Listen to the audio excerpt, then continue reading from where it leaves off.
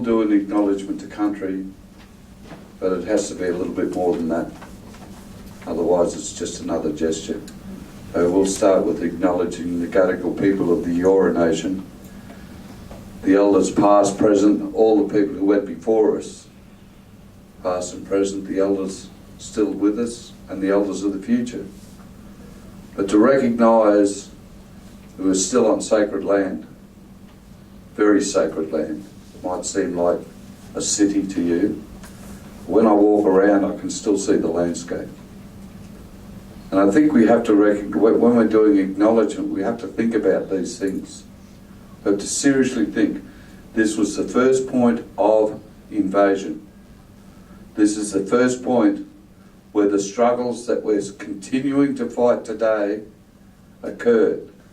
The problems you're facing today come from the same colonial mentality that came here in 1788.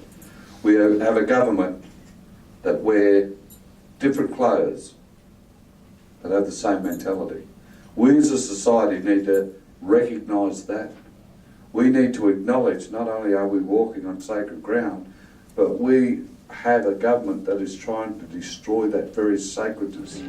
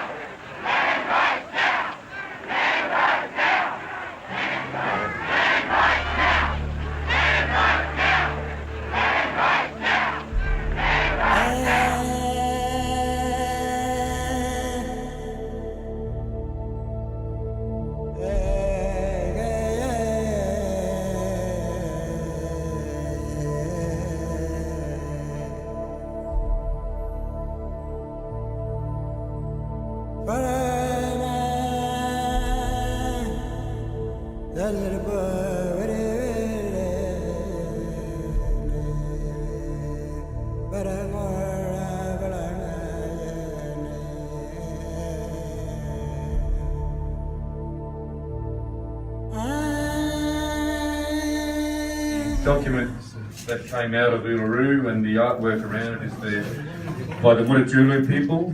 The statement in the middle and around it, the signatories of the around 250 people that endorsed this statement. Everybody in the room stood up and received it with standing acclamation, endorsed with not one amendment, an amazing thing. And it was a really special moment. The difficulty of coming to consensus was enough, but I saw people in that room that were in passionate, heated debate against each other through the process, embracing each other with tears in their eyes. It calls for three things. It does call for a constitutional voice to Parliament. The other two things are treaty and truth. Treaty, not just, which is as a Makarrata Commission, Makarrata meaning the Yolngu word, the coming together after a struggle. It calls for the Makarrata Commission, doesn't just call for treaty because we have treaties underway in places. Victoria, South Australia, Northern Territory and WA have announced they're going to go down that path as well. So we're starting to achieve these things. What we need to do is protect those things.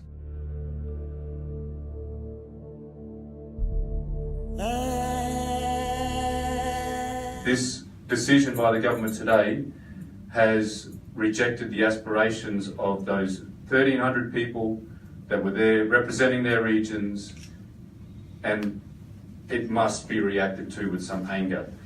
But we need to unify and react to what happened today. Thank you.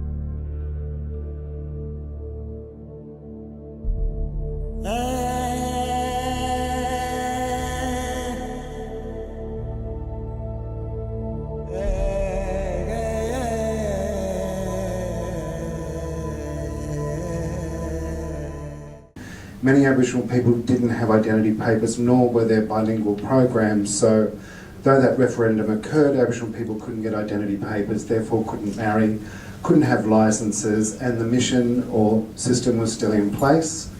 So what I viewed when I lived in the NT, when I was campaigning for the Muckaty nuclear waste dump, and also for the one that was proposed in central Queensland, and in Adelaide Hills, and then for the closure of the Ranger uranium mine, which is in Kakadu National Park, was I witnessed the dispossession.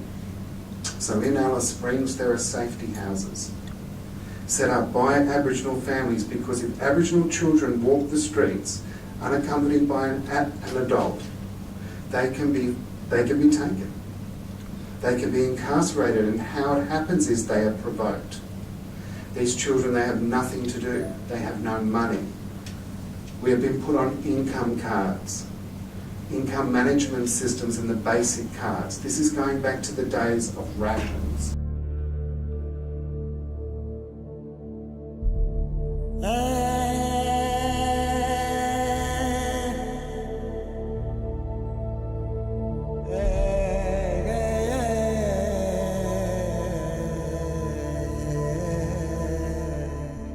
Ongoing disempowerment and decades of inappropriate government policies have caused the health of the Yolngu, like other Aboriginal nations across Australia, to spiral.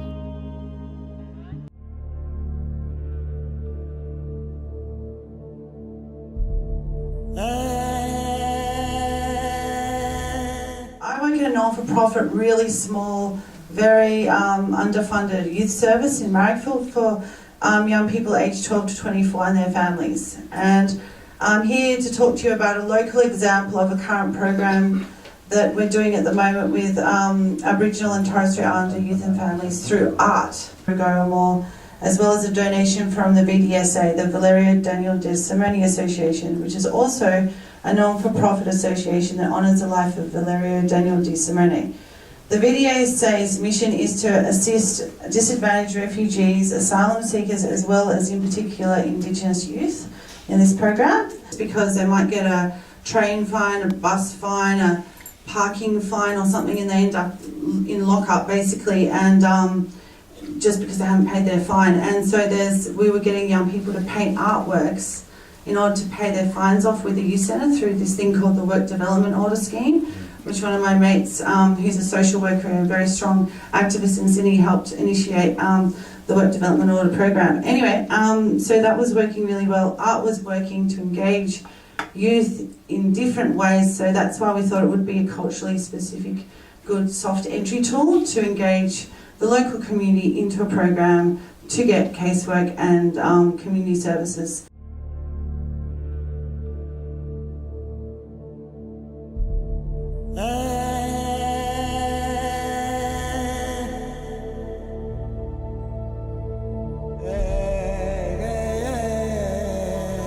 And if my brothers and sisters in the other end of state, you are listening to me and watching this TV, I want you to be a part of it.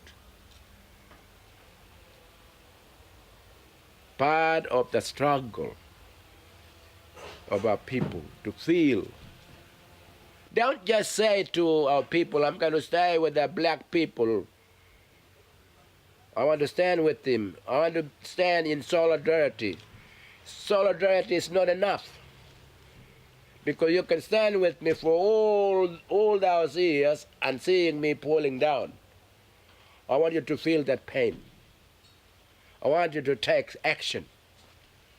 And the action is to work with us, to put our head together, to fight the system. Fight the system that there is no freedom.